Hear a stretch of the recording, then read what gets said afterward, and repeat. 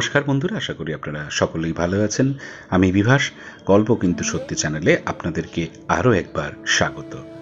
আজ আমি আপনাদের এই ভিডিওতে যে মহিষী নারীর কথা বলবো তার কথা খুব কমই মানুষ জানেন। তিনি পশ্চিমবঙ্গের প্রথম মহিলা ইঞ্জিনিয়ার ইলা ঘোষ মজুমদার।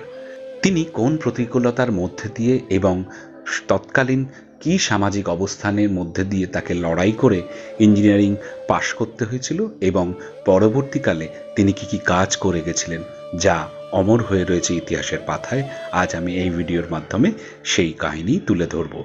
সকলকে অনুরোধ করব আপনারা একটু ধৈর্য ধরে পুরো ভিডিওটা দেখুন, ভালো লাগলে লাইক করুন, শেয়ার করুন এবং আপনাদের মতামত কমেন্ট বক্সে জানান।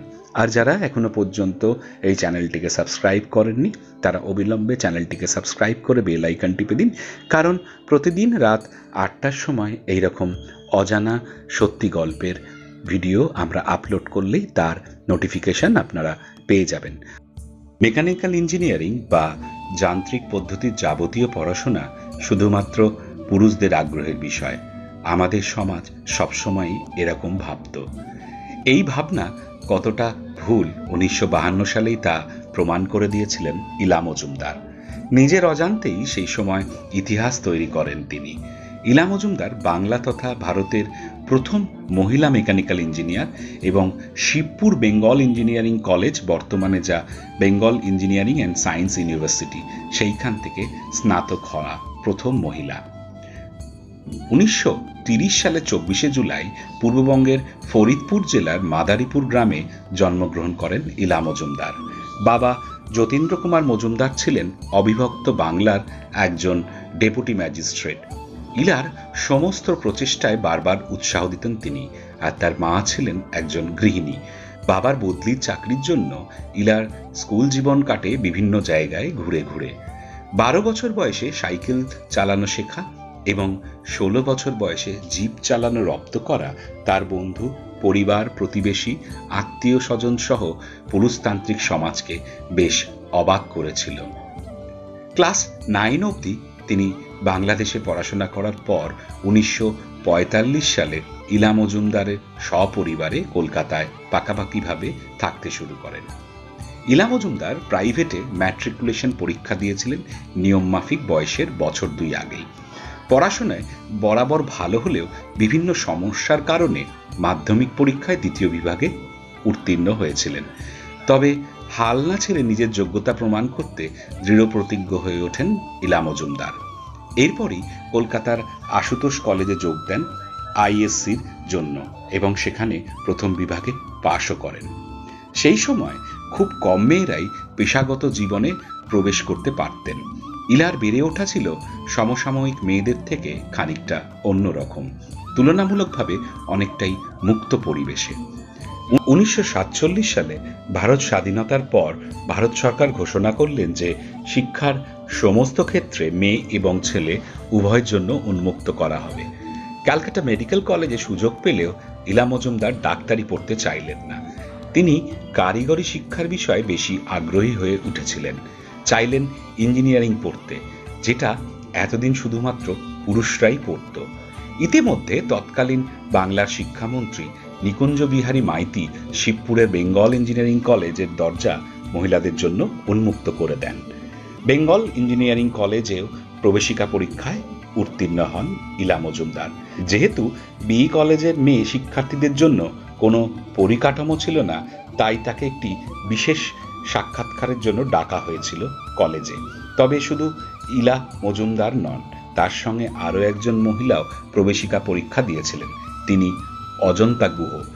2য় বর্ষে তিনি বাদ পড়ে যান। সে সময় শিবপুরের কয়েকশো ভারতীয় এবং ইউরোপিয়ান ছাত্রদের মধ্যে ইলাই মজুমদারই হয়ে উঠেছিলেন একমাত্র ছাত্রী। ইলা মজুমদার চেয়েছিলেন সিভিল ইঞ্জিনিয়ারিং পড়তে, কিন্তু এই শাখায় অত্যন্ত ভারী যন্ত্রাংশ নিয়ে কাজ হওয়ায় অধ্যক্ষ তাকে অনুমতি দেননি। সেই জন্য তিনি শেষ পর্যন্ত মেকানিক্যাল ইঞ্জিনিয়ারিংয়ে ভর্তি হন। ইঞ্জিনিয়ারিং পড়াকালীন ক্যাম্পাসে ইলা মজুমদার 400-র বেশি ছেলে মেয়েদের মধ্যে একমাত্র ছাত্রী ছিলেন।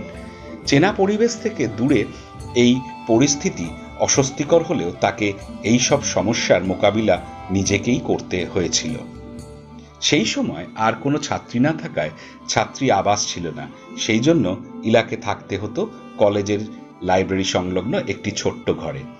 সিভিল ইঞ্জিনিয়ারিংয়ের বিভাগীয় প্রধান অধ্যাপক পুলিন বিহারী ঘোষ বিশেষভাবে সাহায্য করেছিলেন ইলাকে। তিনি প্রায় ইলা মজুমদারের স্থানীয় অভিভাবকের মতন ছিলেন। এমনকি তিনি ইলা মজুমদারের পড়াশোনার ব্যয়ভার বহন করতেও চেয়েছিলেন। 1951 সালে ইলা মজুমদার বি কলেজ থেকে স্নাতক হন। স্নাতক হয়ে তিনি ইতিহাসের পাতায় নিজের নাম স্থায়ী করেন। সমকালীন শিক্ষা ব্যবস্থা অনুযায়ী স্নাতক হওয়ার পর সেই ছাত্রকে শিক্ষানবিশ হিসাবে কিছু সময় কাজ করতে হতো, কিন্তু বেঙ্গল ইঞ্জিনিয়ারিং কলেজের অধ্যক্ষ মনে করেন ভারতের কোনো সংস্থা তখনও শিক্ষানবিশ হিসাবে মেয়েদের নেওয়ার জন্য তৈরি ছিল না। ইলা মজুমদারকে ইউরোপের স্কটল্যান্ডের গ্লাসগোতে যেতে হয় শিক্ষানবিশির জন্য। সেখানে বার অ্যান্ড স্টাইট সংস্থা থেকে তিনি স্নাতকোত্তর স্তরের প্রশিক্ষণ নেন। এরপর দেশে ফিরে এসে ইলা অর্ডিন্যান্স ফ্যাক্টরি দেরাদুনে একটি ভারী যন্ত্রাংশ তৈরির কারখানায় যোগ দেন। স্বভাবতই তিনি ভারী ইঞ্জিনিয়ারিং উৎপাদন বিভাগে কর্মরতা প্রথম ভারতীয় মহিলা।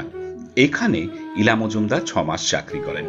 এরপর তিনি 1955 সালে দিল্লি পলিটেকনিক কলেজে অধ্যাপক হিসাবে যোগ দেন। 1959 সালে বিয়ের পর তিনি পাকাপাকিভাবে কলকাতায় চলে আসেন এবং ইনস্টিটিউট অফ জুট টেকনোলজিতে অধ্যাপিকা হিসাবে যোগ দেন। অল্প সময়ের মধ্যে তিনি 2টি বইও প্রকাশ করেন, applied mechanics through worked examples এবং হাইড্রোলিক থ্রু ওয়ার্কড এক্সাম্পলস নামে 2টি বই। ইলা মজুমদারের সবচেয়ে বড় কৃতিত্ব বাংলার প্রথম মহিলা পলিটেকনিক কলেজ স্থাপন করা। 1963 সালে কলেজটি তৈরি হয় শিয়ালদার কনভেন্ট রোডে, পরবর্তীকালে সেটি স্থানান্তরিত হয় গড়িয়াহাট রোডে। ইলা মজুমদার ছিলেন এই কলেজের প্রথম অধ্যক্ষ। তার কর্মকাণ্ড দেখে রাষ্ট্রপুঞ্জ থেকে ইলা মজুমদারকে বাংলাদেশের ঢাকায় একটি পলিটেকনিক কলেজ স্থাপন করার দায়িত্ব দেওয়া হয়। পরবর্তীতে তিনি বাংলাদেশ যান এবং সফলভাবে কলেজ প্রতিষ্ঠা করেন। 1967 সালে তিনি কেমব্রিজে অনুষ্ঠিত মহিলা প্রকৌশলী এবং বিজ্ঞানীদের 2য় আন্তর্জাতিক সম্মেলনে যোগদান করেন ভারতীয় প্রতিনিধি হিসাবে। এরপর 1985 সালে তিনি বাংলাদেশের ঢাকার মহিলা পলিটেকনিক স্থাপনের জন্য ইউনেস্কো স্পন্সর প্রকল্প প্রধান হিসাবে কর্মরত ছিলেন। 2019 সালে নভেম্বরে 90 বছর বয়সে প্রয়াত হন ইলা মজুমদার ঘোষ। আজীবন সাহস ও দৃঢ় সংকল্প নিয়ে কাজ করে যাওয়া ইলা মজুমদারকে একবার জিজ্ঞাসা করা হয়েছিল দীর্ঘ এবং সফল কর্মজীবনে তিনি লিঙ্গ পক্ষপাতের মুখোমুখি হয়েছিলেন কিনা। উত্তরে তিনি বলেছিলেন, অবশ্যই, আমি আমার পেশাগত জীবনে সবসময় লিঙ্গ পক্ষপাতের সম্মুখীন হয়েছি। আমার মনে হয় সমাজের মানসিকতা বদলাতে অনেক সময় লাগবে, ততদিন সহ্য করা ছাড়া কোনো উপায় নেই। কর্মক্ষেত্রে যখন কোনো মহিলা পদোন্নতির সময় আসে, কর্তৃপক্ষ তখন অজুহাত খুঁজতে থাকে কিভাবে সেটাকে আটকানো যায়। কিছুতেই তাকে উপযুক্ত জায়গা দেওয়া হয় না, কারণ এই পুরুষতান্ত্রিক সমাজ ব্যবস্থায় কেউই চান না মহিলা কর্তৃত্ব। আজ এই পর্যন্তই। আপনাদের কেমন লাগলো তা নিশ্চয়ই কমেন্ট বক্সে আপনাদের মতামত জানাবেন এবং ভালো লাগলে শেয়ার করবেন। আর যারা এখনো পর্যন্ত এই চ্যানেলটিকে সাবস্ক্রাইব করেননি তারা অবশ্যই চ্যানেলটিকে সাবস্ক্রাইব করে বেল আইকন টিপে দিন, কারণ প্রতিদিন রাত 8টার সময় এরকম অজানা সত্যি গল্প ভিডিও আপলোড হলেই তার নোটিফিকেশন আপনারা পেয়ে যাবেন। তো আবার আগামীকাল রাত 8টার সময় অন্য একটি পর্বে অজানা সত্যি গল্প নিয়ে আবার হাজির হব। ততক্ষণ সবাই খুব ভালো থাকবেন।